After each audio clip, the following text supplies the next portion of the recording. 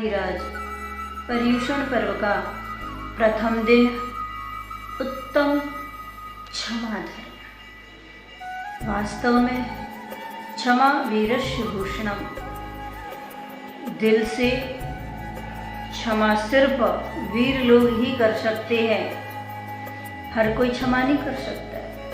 आजकल तो नया शब्द चल गया कि सॉरी, आई एम सॉरी, मुझे क्षमा कर दीजिए। जब तक शब्दों में मृदुता नहीं आएगी तब तक हम हृदय से क्षमा नहीं कर सकते। ध्यान रखना, क्षमा मांगना बहुत सरल है, बहुत सरल है, लेकिन क्षमा करना बहुत कठिन है। हृदय से किसी को क्षमा नहीं कर सकते, क्योंकि यह वीरों का आभूषण है। इसके लिए हर कोई क्षमा नहीं कर सकता। इसीलिए कहते हैं क्षमा वीरस्य भूषणम। जीवन में ध्यान रखना, क्रोध एक वह शत्रु है जो हमारे रिश्तों में आग लगा देता है।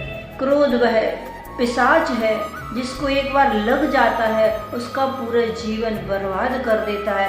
द्विपायन मुनि के बारे में आप सभी ने सुना ही होगा।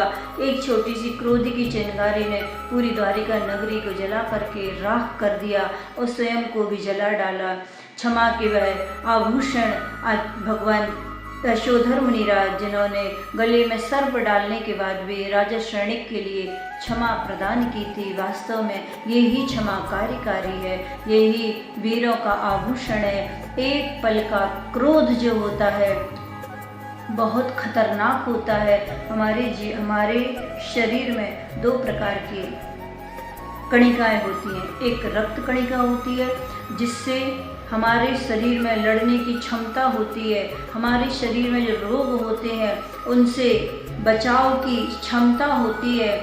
लेकिन एक क्षण का क्रोध जो है वह हमारी उन सफ़ेद कणिकाओं को रेड कणिकाओं में, रक्त कणिकाओं में, लाल कणिकाओं में परिवर्तित कर देता है, जिससे शरीर में कमजोरी आती है, अनेक बीमारियां आती हैं, क्योंकि ये क्रोध का ही कारण है जिससे हम अपने हंसते खेलते परिवार के लिए एक आग का रूप देते हैं, जिससे हमारा परिवार नष्ट भ्रष्ट हो जाता है। क्रोध को क्षमा से जीतें, क्योंकि क्षमा हमारे जीवन में जब तक अवसर नहीं होगी तब तक वह